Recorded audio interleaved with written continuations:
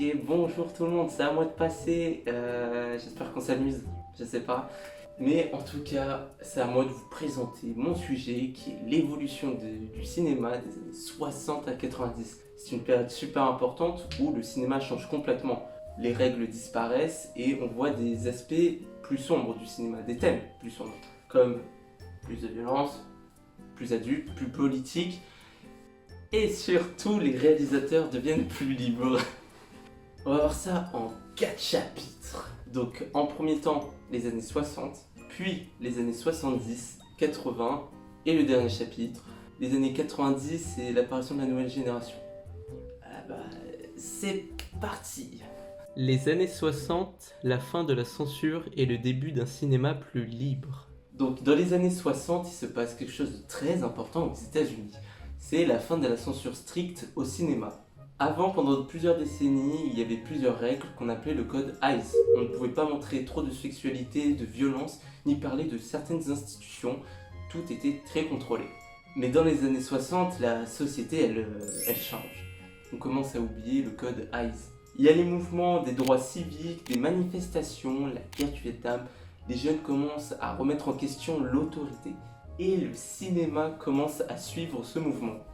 Les réalisateurs deviennent plus audacieux, ils commencent à parler de vrais sujets, la guerre, la politique, les tensions sociales et la peur du futur. C'est aussi là que la science-fiction et le fantastique prennent plus de place. Les films de monstres ne servent plus seulement à faire peur, ils sont aussi là pour exprimer une angoisse de la société, comme par exemple The Night of the Living Dead ou encore la planète des singes. Ces films font peur, mais ils expriment une inquiétude de l'époque, comme la guerre ou le futur de l'humanité. Le cinéma devient plus réaliste, plus sombre, plus proche de la vraie vie. En fait, à cette période, on sort du cinéma très carré, contrôlé. On s'exprime beaucoup plus et on est plus libre. Et c'est pour ça qu'on va passer dans les années 70. Les années 70, un cinéma plus dur, plus politique. Ok, comme on a vu, je vais tomber, comme on a vu dans le dernier chapitre, le cinéma devient plus libre et dans les années 60, cette liberté, elle s'exprime encore plus. Le cinéma américain commence à montrer une face plus sombre, plus violente et un peu plus compliquée. À travers ce film, on sent que la population américaine commence à douter de leur gouvernement suite aux différents scandales comme la guerre du Vietnam ou les scandales politiques du Watergate. Durant cette période, on voit apparaître de nouveaux types de films, par exemple les films de catastrophe avec des situations extrêmes ou les films de conspiration où le gouvernement est montré comme manipulateur et dangereux. Ces films montrent une société qui n'a plus confiance en ses dirigeants. Il y a aussi un mouvement très important durant cette période, la blaxploitation. Il n'y a rien de compliqué, ce sont des films avec majoritairement des acteurs noirs et qui sont destinés pour un public noir. Les personnages principaux sont représentés comme forts et indépendants et qui se battent contre des injustices. C'est une nouvelle forme de représentation à Hollywood qui donne plus de visibilité à des acteurs et des histoires qui étaient très peu présents avant. Donc les années 70, c'est une période du cinéma qui devient plus dure, plus engagée, plus proche de la réalité sociale. Les années 80. Non, il n'y a pas de transition, Les années 80, le cinéma spectacle et le grand public. Ensuite, dans les années 80, la société, elle change encore.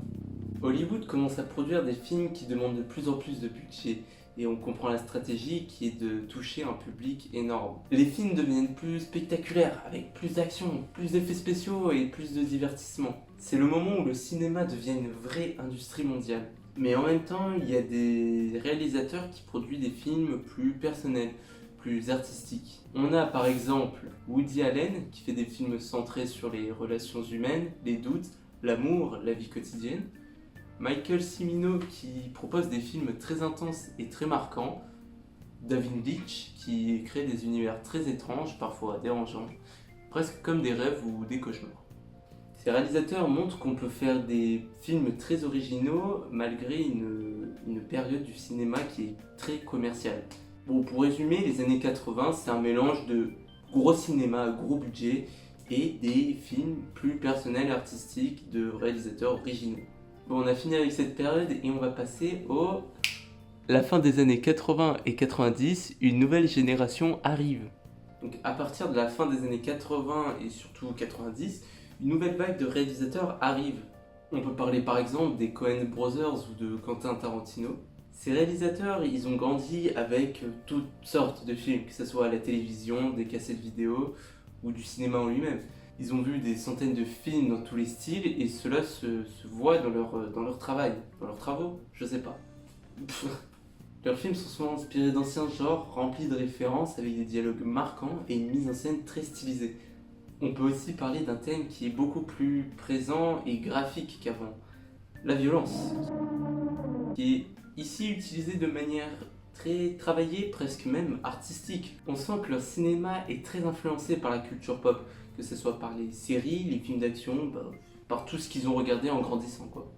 Le cinéma devient aussi plus libre dans sa manière de raconter des histoires. On peut jouer avec le temps, changer l'ordre des scènes, surprendre le spectateur. C'est une période du cinéma qui est très créative et même plus libre qu'elle ne l'était auparavant.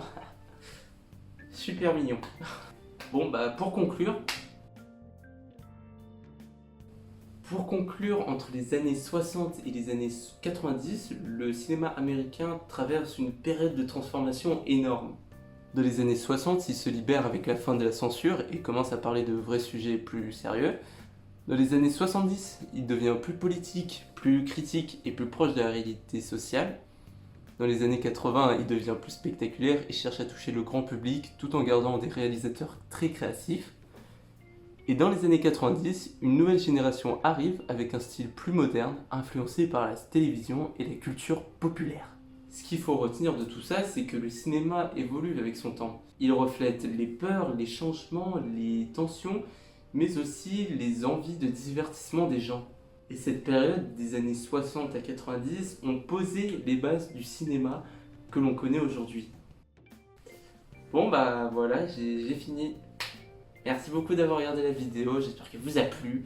Je suis pas youtubeur mais voilà, j'espère que le prochain c'est Roméo Top.